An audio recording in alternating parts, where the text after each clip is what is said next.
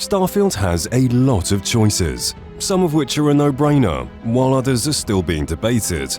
And then, there are some choices that are just straight up stupid, and chances are you probably made some of these stupid decisions during your playthrough without knowing. So, in today's video, we're going to be taking a look at the worst decisions you can make in Starfield. Number 1. Botch the bank heist. Early on in the main story, you're going to find yourself in Aquila City hunting down an artifact with Sam Coe. Clues to its whereabouts lie in the local Galbank's vaults, but there's one small predicament. In true Western fashion, the bank is being held up by a gang of bandits. What's worse is that there are hostages inside who are all fearing for their lives. Seeing as the gang is unwilling to talk to the Rangers, you'll have the opportunity to act as a mediator and negotiate with a group of deadbeats and try and resolve the situation. However, if you're incompetent enough, then you'll have the opportunity to completely ruin the heist. If you did find some way to slip into the bank without convincing the bandits to stand down, then you'll find the crew's leader waiting for you inside the vault with a hostage in tow. By now, any sane player would have killed the thief and enjoy being brandished as a hero. But you're not a sane player, are you? Simply wait for the gang to give up on trying to negotiate with the Galbank employee, and he'll kill him right in front of you.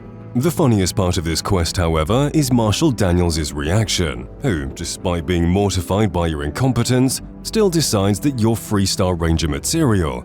With characters as stupid as this, it's no wonder you're the one getting everything done. Number 2. Letting Tomisar go.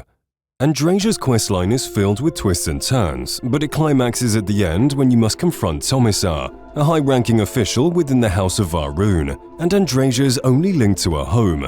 After spending all of 2 minutes arguing with Tomisar, you have to choose one of 3 options: kill Tomisar, let Andresia kill Tomisar, or for whatever reason, let him go.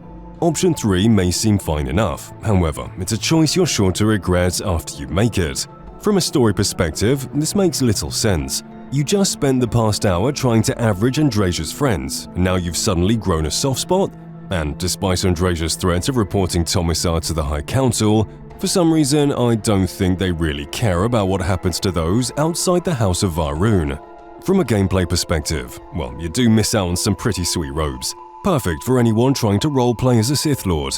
Ultimately, the choice of whether to kill or spare Tomisar is yours. And don't worry about upsetting our new goth mummy, as our standing with you is unchanged regardless of the choice you make. Number 3. Cheating on your spouse. I don't know about you, but Fallout 4 really spoiled us with the amount of romance options that were available to us. Not only did we have a greater number of potential suitors, but you're also able to flirt, develop relationships, and sleep with all of the potential partners at once, so long as you keep all your lovers out of sight from each other. But trying to do the same thing in Starfield is a big mistake. It seems like everyone in Starfield is monogamous, and since all the characters you can woo are members of Constellation, word gets around much faster.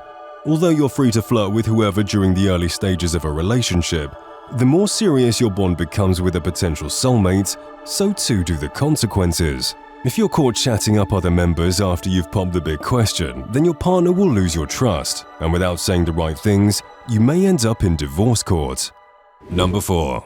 Being a lone wolf.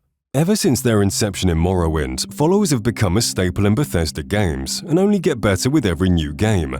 We're now at the point with Starfield where followers are pretty much a must, and going through the game as a lone wolf is less of an option and more of a hindrance. Bethesda's companions have gone from glorified mobile storages to full-fledged characters with desires, needs, and characteristics. In gameplay terms, your followers can also do a lot more than carry your burdens and fight mudcrabs.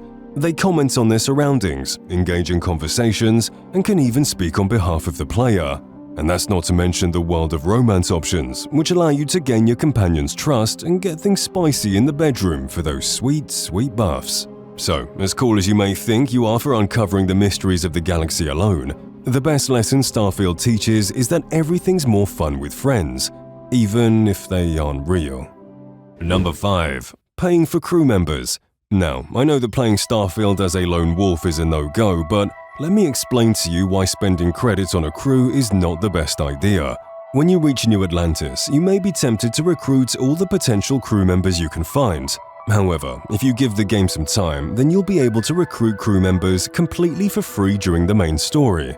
And best of all, these crew members have a personality, a trait that's highly lacking with these random space scoundrels you can find in bars who don't even have a name.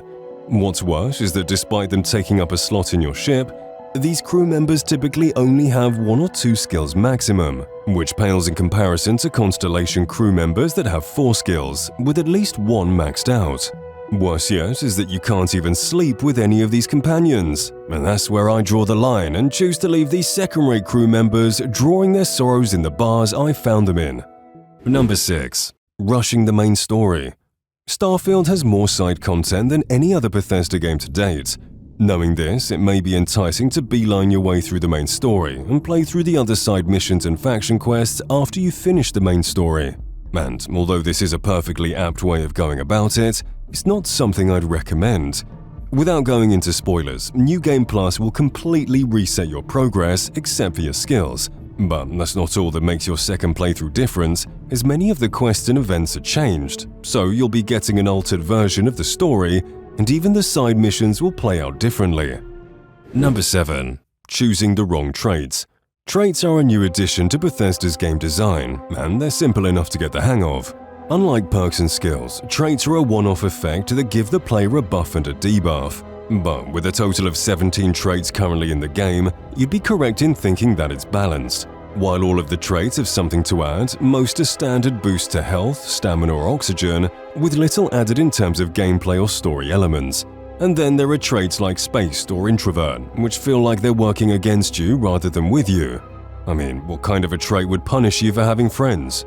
Thankfully, for every bad trait, there are 2 good ones. Wanted is basically a must for anyone doing a glass cannon build, as it gives a massive 20% damage bonus while low on health.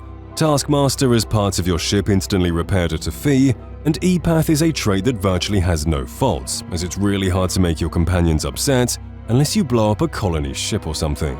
Finally, those of you more worried about the role-playing side of things, then you really can't go wrong with Kid Stuff and Dream Home, as the former adds hours of extra content revolving around your parents, while the latter gives you a sweet pad that puts anyone's outpost to shame. And if you're looking to have a human punching bag that can make every waking moment of their lives miserable, then Hero Worshipped is the trait for you.